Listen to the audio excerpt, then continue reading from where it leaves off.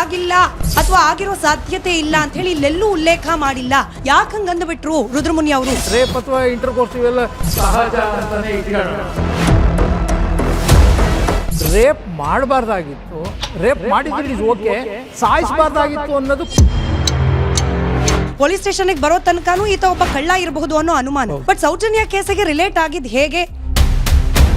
ರಾತ್ರಿಯೇ police station ಮುಖ ಬೇರೆ, ಬೆಳಗ್ಗೆಯೇ ಬೇರೆ. ರಿಪೋರ್ಟ್ ಇದ್ರೂ ಕೂಡ both the doctors have not noticed ಅಂತ ಹೇಳಿ ಯಾಕೆ ಬರೀತಾರೆ ಜಜ್ಮೆಂಟ್ ಕಾಪಿಯಲ್ಲಿ? ಆ ದೇವರುಗಳೇ ಪ್ರತ್ಯಕ್ಷ ಆಗಿ ಧರ್ಮಸ್ಥಳದ ವೀರೇಂದ್ರ ಹೆಗ್ಗಡೆ ಬಂದಿದ್ದಾರಲ್ಲ ಅಲಿಗೇಷನ್, ಅವ್ರನ್ನೆಲ್ಲ ಕಾಪಾಡಿ. ಪಬ್ಲಿಕ್ ಪ್ರಾಸಿಕ್ಯೂಟರ್ ವಾದ ಮಾಡ್ತಿದ್ದಿದ್ದು ಯಾರ ಪರವಾಗಿ ಸರ್? CBI ಪರವಾಗ ಅಥವಾ ಯಾರ ಪರವಾಗಿ ಅಂತ?